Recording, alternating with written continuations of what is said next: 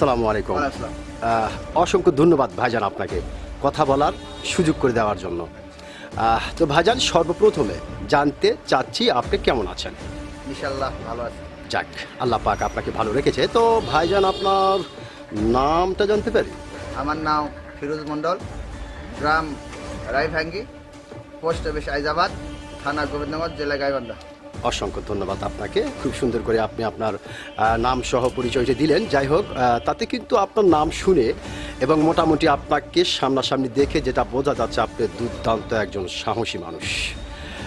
এটা কিন্তু আপনাকে দেখি বোঝা যাচ্ছে। তো যেহেতু আপনি বাংলাদেশের একজন সচেতন নাগরিক এবং বাংলাদেশের একজন সাহসী মানুষ, সেই ক্ষেত্রে এই বিষয়টি আপনার কাছ থেকে জানতে চাচ্ছি যে আমাদের বাংলাদেশ স্বাধীন হবার পর থেকে রাজনৈতিক বক্তব্যের মঞ্চ থেকে শুরু করে নিয়ে ওয়াজ মাহফিল থেকে শুরু করে নিয়ে যে যেখান থেকে পেরেছে বাংলাদেশের অধিকার নিয়ে কথা বলেছে, আমরা দেখেছি সেই সমস্ত মানুষগুলিকে কারণে অকারণে বেকারণে মৃত্যুবরণ করতে হয়েছে। তো ভাইজান, যেহেতু আপনি বাংলাদেশের একজন সাহসী মানুষ এবং সচেতন নাগরিক, সেই ক্ষেত্রে এই বিষয়টি আপনার কাছ থেকে জানতে চাচ্ছি যে কেন বাংলাদেশের অধিকার নিয়ে কথা বললে তাকে ওয়াকারে এইভাবে প্রাণ দিতে হয়? হ্যাঁ, প্রাণ দিতে আমরা প্রস্তুত।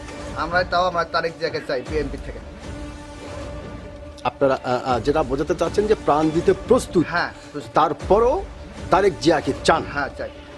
আচ্ছা ভাইজান, যেহেতু খুব সুন্দর করে আপনি কথাটি বললেন সাহসিকতার সহিত, তো আসলে জাস্ট আপনার কাছ থেকে আমার জানতে চাওয়া যে যদি এবার মনে করেন যে সরকার যদি তারেক জিয়া হয় বা বিএনপি হয়, তাহলে দেশের মানুষ কি কি ধরনের সুযোগ সুবিধাগুলি পেতে পারে? সব সুযোগ পাবে, ধান, চাল, সার, রপ্তানি সব কিছু আমরা পাবো। আচ্ছা আচ্ছা আচ্ছা। আমরা কৃষক মানুষ, আমরা চাকরি করি না, আমরা কৃষকের কোনো মূল্য পাই না, ধানের দাম পাই না, আলুর দাম পাই না, সারের দাম বেশি, তেলের দাম বেশি, আমরা সব কম পাবো তারেক জিয়া আসলে। ধন্যবাদ ভাইজান। আপনি তার মানে আপনি যেটা বোঝাতে চাচ্ছেন যে আসলে আমরা মরে গেলে মরে যাব, সমস্যা নেই, তারপর বাংলাদেশের অধিকার নিয়ে কথা বলবই।